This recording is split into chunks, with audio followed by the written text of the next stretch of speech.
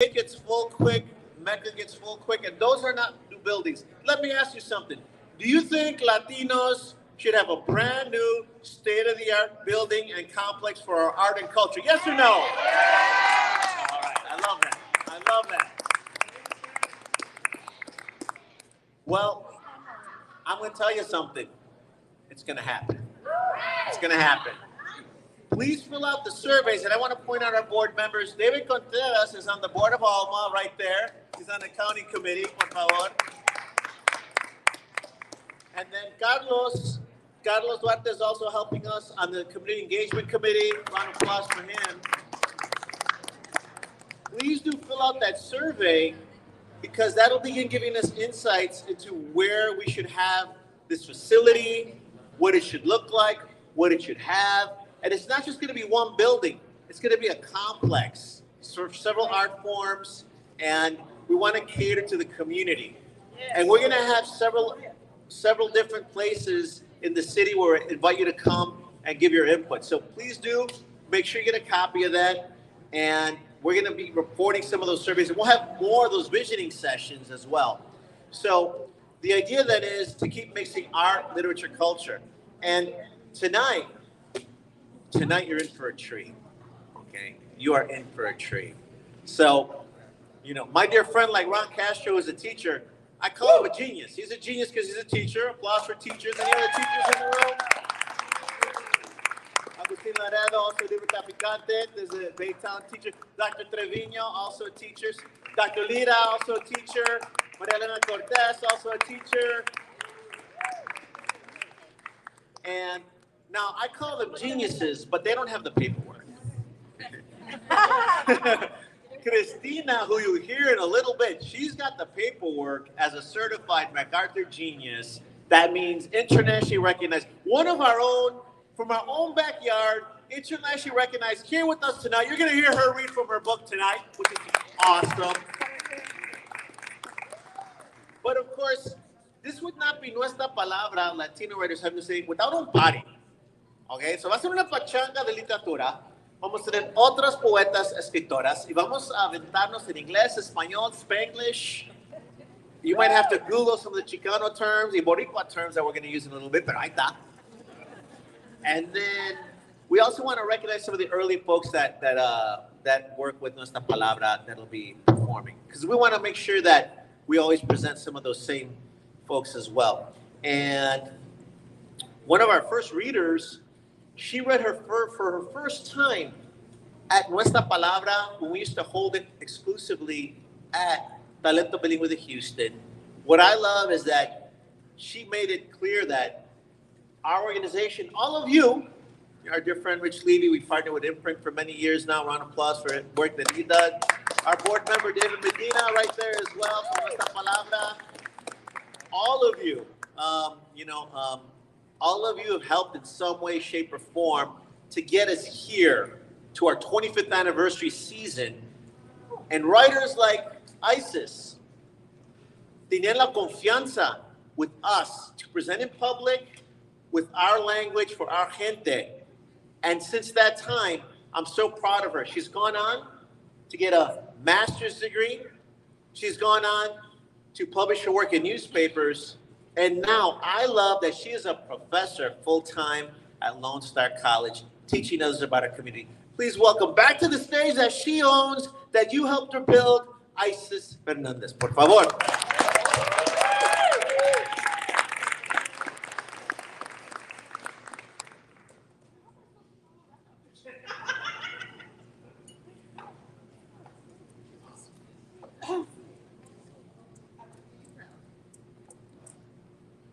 Hola, mi gente, ¿cómo están? Woo! Wow, that's a lot of eyes on me right now. Hi. You got this. I got this. All right. Me da mucho gusto estar aquí con ustedes esta noche. I have two poems for you. I want you to breathe with me. Just take a deep breath in through the nose, out through the mouth. We're going to be all right. First one is, this is not a love poem. I am overwhelmed by the possibility of you, of the ground shifting beneath my feet, swallowed and suffocated by change that makes headlines, with flashbacks at the end of a crazy year, my skin on fire. This is not a love poem.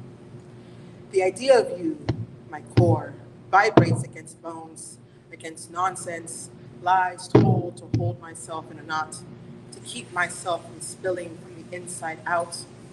That you, there, and me, here, erodes the lies of survival, like fate exists, like happily ever after actually happened for girls like me. Let's not get this wrong. This is not a love poem. I do not love you, nor the idea of your chaos and what it will bring. Its own hurricane, the fate of Katrina and Harvey's love child. I am drowning with the idea of you outside of my membrane's possibilities. I don't want this to be a love poem. I don't want this to be about you. I don't want you to inspire poetry. But here we are, head first in the free fall. Did somebody gasp? Oh my God. Thank you. So a quick question, y'all can hear me. I feel it like it's popping every time I say things. Is it popping out there? A little bit. Okay, do I need to stand over here? Yeah. No? I need to just do this. Can you hear me? Yeah. No? Yeah. Yes? Okay. In the front row? Ahí? Ahí. Ah, ya encontramos. See, community. When you work in community, you have solutions. All right, my second, and I promise I'll get out of your hair after this one. How the dead want to be remembered. When you remember me, picture me smiling, a grin of 1,000 laughs like sunshine on a Saturday. Remember how my laughter bounced off the walls and filled a room, how you already knew me when my laughter reached your eardrums. Remember me as I was, with the same sweetness of honey, how we adored the time we stole from responsibilities in between work weeks, at birthdays and graduations and weddings and ordinary days that meant nothing on a calendar. Light for me a candle as white as milk. Illuminate my way into memory.